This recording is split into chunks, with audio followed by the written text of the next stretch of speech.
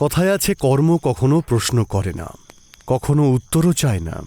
কর্ম শুধু অপেক্ষা করে। সময়ের সঙ্গে সে শুধু রাস্তা বদলে নেয়, রূপ বদলে নেয়, কিন্তু লক্ষ্য কখনো বদলায় না।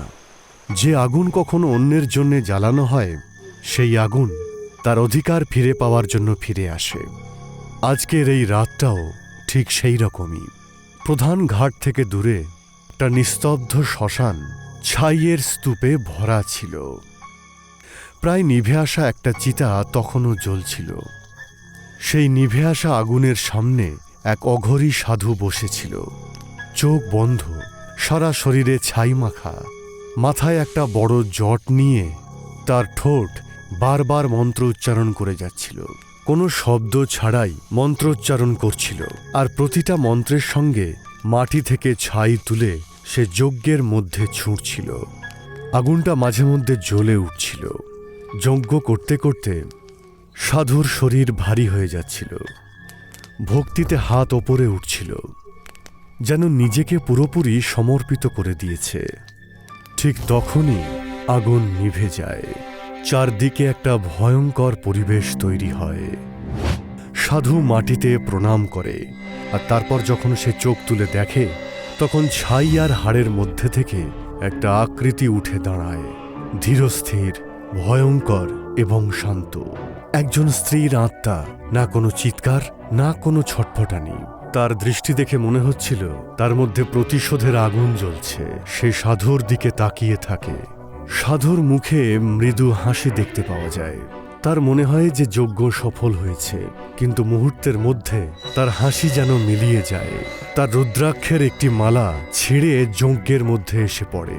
বুকের মধ্যে একটা হালকা রেখা দেখা যায়, যেন কেউ তাকে না ছুঁয়ে তার বুক চিরে দিয়েছে। হাওয়া থেমে যায়, নদীর জলও যেন থেমে যায়।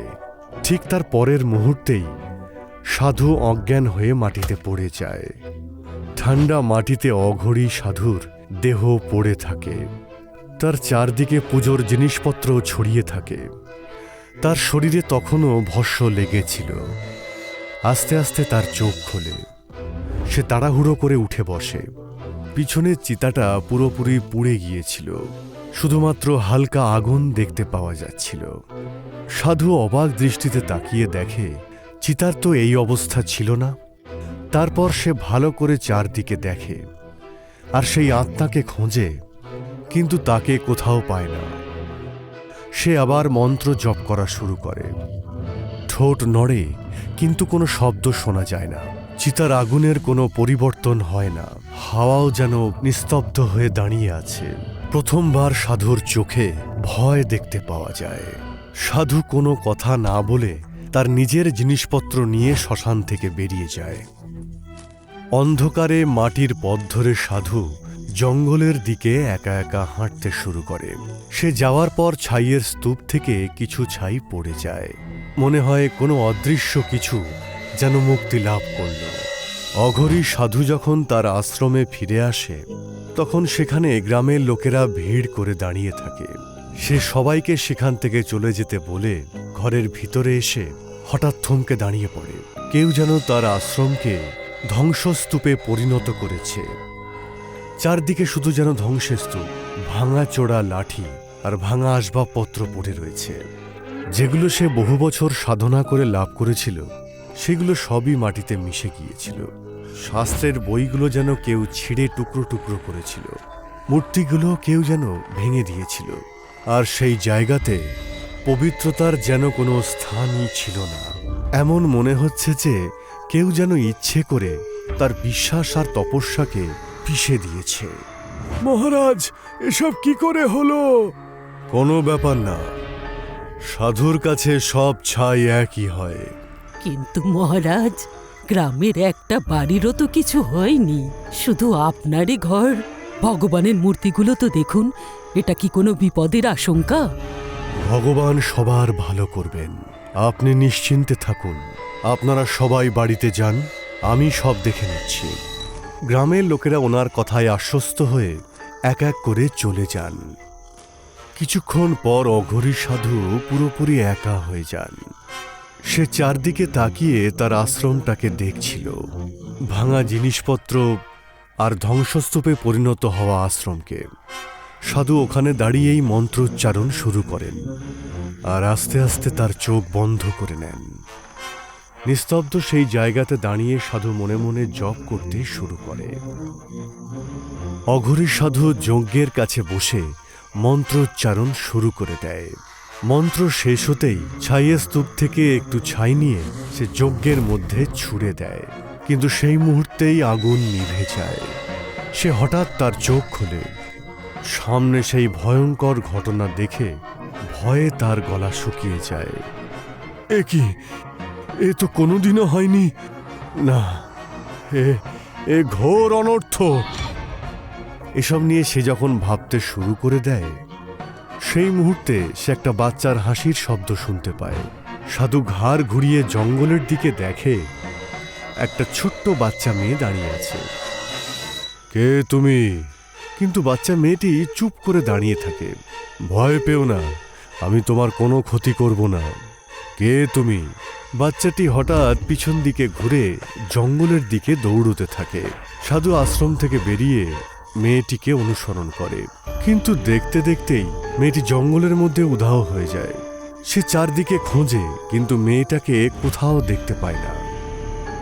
যখনই সাধু আবার যজ্ঞের দিকে ফিরে যাচ্ছিল, সে একটা ফিসফিস শব্দ শুনতে পায়। সাধু চমকে উঠে কয়েক পা পিছিয়ে যায় আর চিৎকার করে বলে, কে? কে তুই? জঙ্গলে সাধুর গলার স্বর যেন অনেক দূর পর্যন্ত শোনা যায়।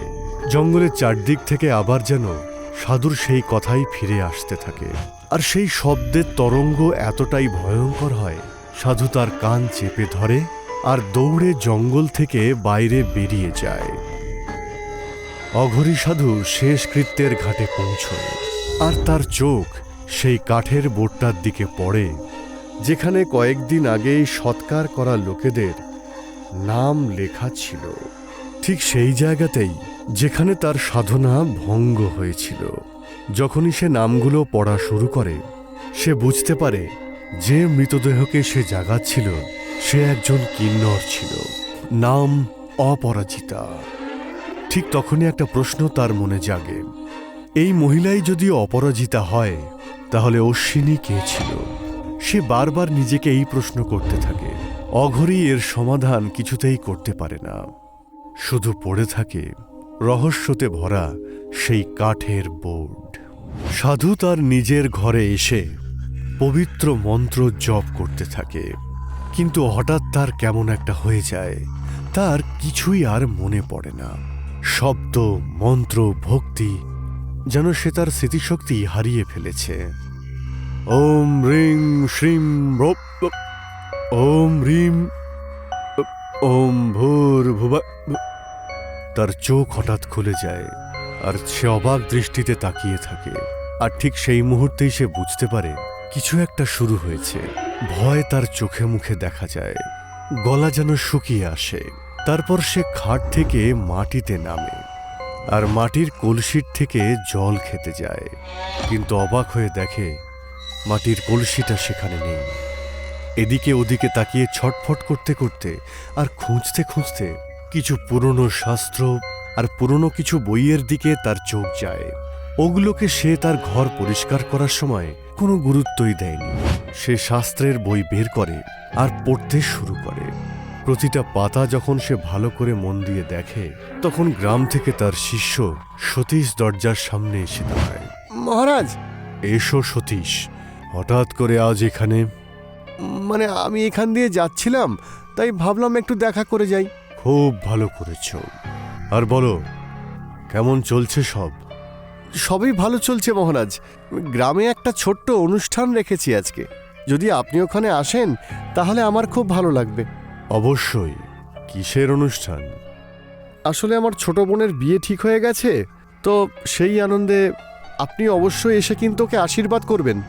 আমি অবশ্যই যাব। সতীশ ঘাড় নেড়ে সম্মতি জানিয়ে চুপচাপ ওখান থেকে চলে যায়। শাস্ত্রের বইটা সেখানেই পড়ে থাকে।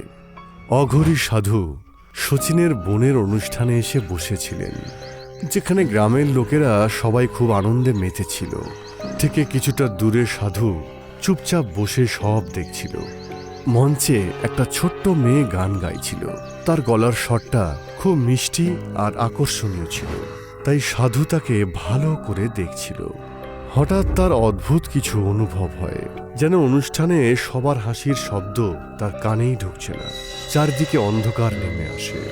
তার মধ্যে সে হঠাৎ হাততালির শব্দ শুনতে পায়, অদ্ভুত রকমের, যেন কিন্নরদের হাততালি। সাধু চমকে ওঠে, তার হৃদস্পন্দন বেড়ে যায়। সাধু চোখ খুলে দেখে আসলে গ্রামের লোকেরা সবাই মেয়েটির গান শুনে হাততালি দিচ্ছিল। সাধু কিন্তু হঠাৎ ভয় পেয়ে গিয়েছিল, আর সাধু ওখান থেকে তাড়াতাড়ি বেরিয়ে আসতে চাইছিল। ঠিক তখনই সে দেখতে পায় তার থেকে কিছুটা দূরে খাবারের কাউন্টারে একটা কিন্নরের আত্মা দাঁড়িয়ে আছে, আর সে দাঁড়িয়ে দাঁড়িয়ে হাততালি দিচ্ছে। ভয় পেয়ে সে যখন তাকিয়ে দেখে সেখানে কেউই ছিল না। যখন সে কাউন্টারের দিকে আবার তাকিয়ে দেখে সেই আত্মা উধাও হয়ে গিয়েছিল। তার মনে হয় অদ্ভুত কিছু ঘটছে, তাই অঘরে দেরি না করে সেখান থেকে পালিয়ে যায়। এক অদ্ভুত ভয় তার মনের মধ্যে ঢুকে গিয়েছিল। সাধু জঙ্গলের মধ্যে দিয়ে দৌড়তে থাকে। তার মনের মধ্যে অনেক প্রশ্ন ঘুরছিল। ঠিক তখনই তার চোখের সামনে হঠাৎ করে এক ঝলক পুরনো স্মৃতি ফিরে আসে। অশ্বিনী, যাকে কিন্নরেরা ভালোবাসা আর স্নেহে বড় করে তুলেছিল। সে মঞ্চে দাঁড়িয়ে তার মিষ্টি গলায় সুন্দর গান গাইছিল। সে গ্রামের লোকেদের অন্ধবিশ্বাসে বিশ্বাস না করতে আর সব ধর্মকে সমান চোখে দেখতে শিক্ষা দিচ্ছিল। আপনাদের কখনো অন্ধবিশ্বাসে বিশ্বাস করা উচিত নয়।